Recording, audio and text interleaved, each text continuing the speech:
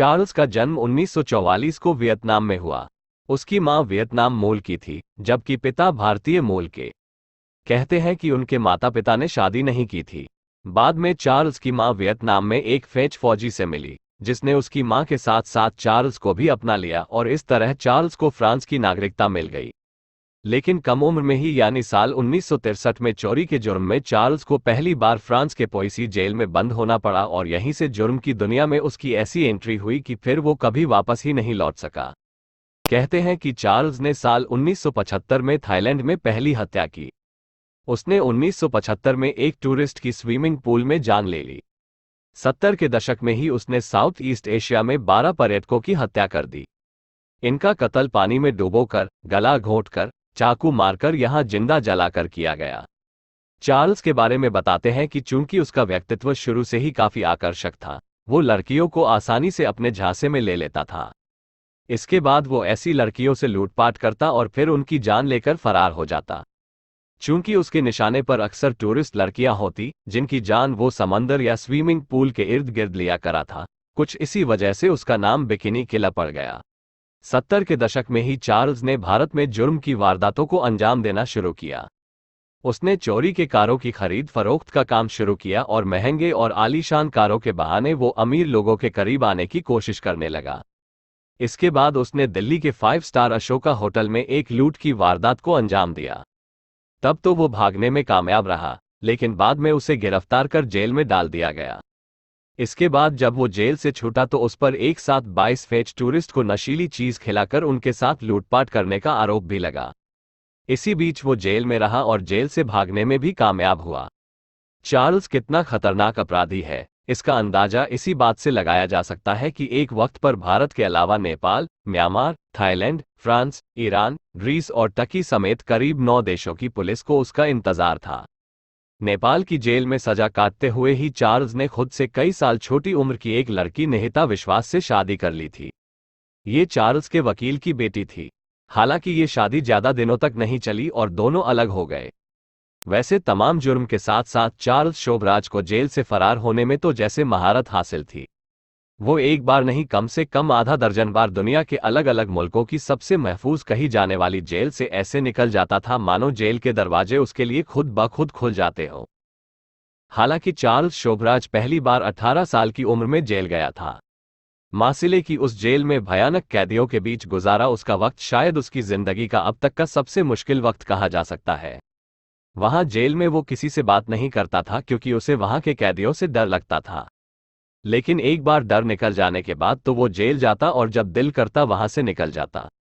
कुछ बानगी है चार्ल्स शोभराज के जेलों से फरार होने की। 1971 में चार्ल्स शोभराज ग्रीस की रोड्स पुलिस स्टेशन की छत से कूदकर भाग निकला था और वहां से भागकर वो सीधा हिंदुस्तान आ गया। उसी साल चार्ल्स शोभराज बंबई में लूट और चोरी के इल्जाम में पुलिस के हत्थे चढ़ा, लेकिन उसने एपेंडिसाइटिस के दर्द का ऐसा बहाना बनाया कि उसे अस्पताल में भर्ती किया गया और वहां से वो पुलिस को चकमा देकर निकल भागा। 1972 में वो अफगानिस्तान के काबुल की जेल में बंद था, लेकिन वहां उसने जेल के पहरेदार को नशीली चीज खिलाकर बेहोश कर दिया और वहां से भाग निकला। इसके अलावा 1975 में एक बार फिर चार्ल्स शोभराज को ग्रीस में पुलिस ने पकड़ लिया और वहां की सबसे सुरक्षित मानी जाने वाली एजिना टापू की जेल में बंद कर दिया था। ये जेल शायद सबसे सुरक्षित भी है क्योंकि उसके चारों तरफ दूर दूर तक समंदर है। मगर चार्ल्स शोभराज वहां से भी पुलिस की आंख में धूल झोंक कर भाग निकला। ठीक इसी तर्ज में हिंदुस्तान की तिहाड़ जेल के बारे में ये बात हमेशा से ही मशहूर रही है कि ये भी दुनिया की सबसे महफूज जेलों में से एक है, जिससे किसी भी कैदी का भाग निकलना करीब करीब नामुमकिन ही माना जाता रहा है। ये और बात है कि अपवाद के तौर पर कुछ कैदियों ने इस मिथक को तोड़ा है और तिहाड़ से पुलिस और पहरेदारों को चमका देकर यहां से भाग निकलने में कामयाब भी हुए। उन्हीं चंद किस्सों में चार्ल्स शोभराज का जिक्र आता है, जिसने 1970 और 80 के दशक में तिहाड़ को तोड़कर वहां से निकल भागने में कामयाबी हासिल की थी। 10 साल तिहाड़ में बिताने के बाद चार्ल्स शोभराज ने आखिर तिहाड़ से निकल भागने की अपनी साजिश को जमीन पर उतारा। 16 मार्च 1986 को इतवार का दिन था। चार्ल्स शोभराज ने तिहाड़ के जेल अधिकारियों के पास एक दरख्वास्त भेजी। गुजारिश की कि वो अपने जन्मदिन पर जेल में सभी के बीच मिठाई बंटवाना चाहता है। तिहाड़ से 24 कत्ल का सजायाफ्ता मुजरिम का फरार होना जेल अधिकारियों पर भारी पड़ गया। सड़क से लेकर संसद तक में इसको लेकर सवाल उठे। लिहाजा अपनी खोई हुई इज्जत को वापस पाने की गरज से तिहाड़ जेल के अधिकारियों ने दिल्ली पुलिस के साथ मिलकर चार्ल्स शोभराज की तलाश में देश के अलग अलग हिस्सों में टीमें दौड़ा दी। 3 हफ्ते की भागदौड़ के बाद आखिरकार पुलिस को कामयाबी मिल गई और चार्ल्स शोभराज गोवा में फिर पकड़ लिया गया, जो उस वक्त किसी और शिकार की तलाश में वेश बदलकर घूम रहा था। चार्ल्स को जब वापस तिहाड़ लाया गया तो उसे सख्त पहरे के बीच काल कोठरी में बंद कर दिया गया, जहां उसके पास रोशनी तक नहीं पहुंच पाती थी। इसी बीच दिल्ली पुलिस और तिहाड़ जेल की जांच समिति की रिपोर्ट में जो खुलासा हुआ वो तो और भी ज्यादा चौंकाने वाला था। 1997 में भारत में जेल से रिहा होने के बाद चार्ल्स शोभराज पेरिस चला गया था, लेकिन पेरिस में चार्ल्स को किसी हीरो जैसा दर्जा हासिल हुआ। अपने चार्म और चलन की बदौलत चार्ल्स जुर्म की दुनिया में बड़ी ही इज्जत से लिया जाने वाला नाम हो गया। भारत से पेरिस पहुंचने के बाद चार्ल्स के दिन बहुर गए थे। फ्रांस के एक डायरेक्टर और प्रोड्यूसर ने तो चार्ल्स शोभराज पर एक फिल्म तक बनाने के अधिकार हासिल कर लिए थे, जिसके एवज में उसने चार्ल्स को करीब 97 करोड़ रुपये लिए, जबकि एक मीडिया हाउस से इंटरव्यू के एवज में उसने $5000 मांग लिए थे। पेरिस में किंग साइज जिंदगी जीते जीते अचानक 2003 में चार्ल्स शोभराज नेपाल पहुंच गया। वहां एक कसीनो के बाहर उसकी एक फोटो अखबार में छपी तो नेपाल पुलिस हरकत में आई और उसे पकड़ लिया गया।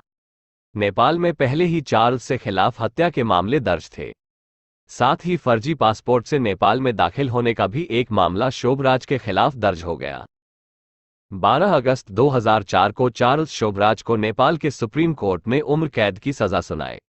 हालांकि ये बात अभी तक साफ नहीं हो सकी कि जिस नेपाल की पुलिस उसे तलाश कर रही थी, जहां उसके खिलाफ एक अमेरिकी और एक कनाडाई नागरिक की हत्या का मामला दर्ज है और वो खुद नकली पासपोर्ट के जरिए ही 1975 में नेपाल गया था, जिस पर पुलिस ने उस वक्त पकड़ भी लिया था। बावजूद इसके वो नेपाल पहुंचा तो क्यों?